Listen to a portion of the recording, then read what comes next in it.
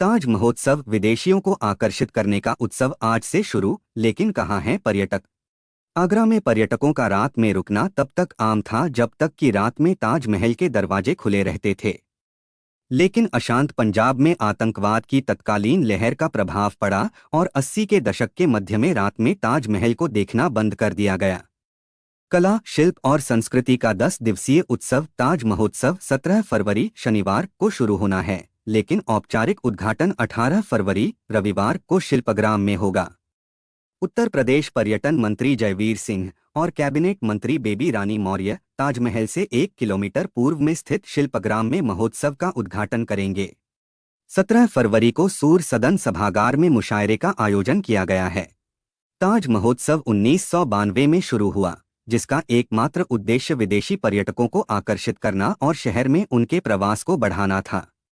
आगरा में पर्यटन व्यापार के अनुभवी और टूरिज्म गिल्ड ऑफ आगरा के अध्यक्ष अरुण डांग ने कहा, विचार यह था कि विदेशी पर्यटकों के लिए ताज के करीब शाम को ताज महोत्सव में ठहरने और भाग लेने के विकल्प बढ़ाए जाएं। सच कहें तो पिछले 3 दशकों से आयोजित हो रहे ताज महोत्सव में पूरी ईमानदारी से किए गए प्रयासों के बावजूद विदेशी पर्यटकों को आकर्षित करने का लक्ष्य अभी तक हासिल नहीं हो सका है। हर साल देश के विभिन्न हिस्सों से शिल्पकार और कारीगर यहां आते हैं। आगरा में शाम को रंगारंग और मनोरंजक कार्यक्रम होते हैं और स्थानीय लोग इन्हें पसंद करते हैं।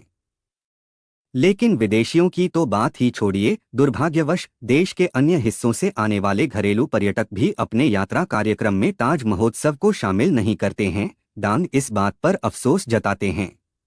पर्यटन व्यापार के विशेषज्ञ ऐसे मुद्दों पर 20 फरवरी को विचार करेंगे, जब ताज महोत्सव के तहत शहर के एक होटल में आगरा बियॉन्ड ताज विषय पर परिचर्चा का आयोजन किया जाना है। आगरा में पर्यटकों का रात में रुकना तब तक आम था जब तक कि रात में ताजमहल के दरवाजे खुले रहते थे।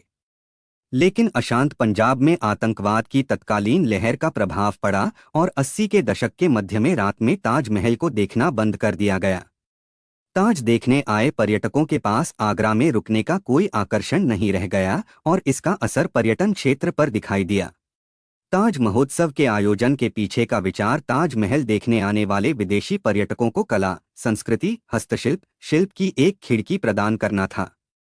डांग, जो विश्व स्तर पर ताज महोत्सव के बेहतर प्रचार की वकालत करते हैं, उन्होंने कहा, त्योहार की शुरुआत से ही विदेशी पर्यटकों के लिए प्रवेश निःशुल्क है और फरवरी में तारीखों को अंतिम रूप दिया गया क्योंकि हरियाणा के सूरजकुंड में इसी तरह का मेला खत्म हो जाता था और कारीगर आगरा चले जाते थे। फिर भी वांछित परिणाम प्राप्त नहीं हुए। संयुक्त निदेशक पर्यटन अविनाश चंद्र मिश्रा असहमत हैं और दावा करते हैं कि कई व्यक्तिगत पर्यटक ताज महोत्सव में आते हैं। हालांकि वह मानते हैं कि ताज महोत्सव में विदेशी पर्यटकों के अधिक समूहों के आने की गुंजाइश है। मिश्रा ने ताज महोत्सव में कम विदेशी पर्यटक समूहों के पहुंचने के बारे में विस्तार से नहीं बताया, लेकिन आगरा में पर्यटन व्यापार के पंडित बताते हैं कि विदेशी पर्यटकों के बड़े समूहों को पेशेवर एजेंसियों द्वारा लाया और ले जाया जाता है, जो विदेशी पर्यटकों को सीधे वास्तविक कारीगरों, क्राफ्ट्समैन एंड आर्टिसंस के संपर्क में लाने से बचते हैं, जो आगरा के एम्पोरियम में उपलब्ध कीमत से बहुत कम कीमत पर शिल्प ऑफर करते हैं। हम विदेशी पर्यटकों तक पहुंच रहे हैं और आगरा में होटलों के रिसेप्शन पर जानकारी प्रदर्शित की गई है। 10 दिवसीय कार्यक्रम के दौरान आयोजित होने वाले कार्यक्रमों को पर्यटकों को ध्यान में रखकर अंतिम रूप दिया जाता है। आयोजन स्थल पर 350 से अधिक स्टॉल देश के विभिन्न हिस्सों से विभिन्न प्रकार की कला, शिल्प और व्यंजन पेश करते हैं। मिश्रा ने दावा किया कि इस साल देश के दक्षिणी और उत्तर पूर्वी हिस्से से प्रतिनिधित्व बेहतर है।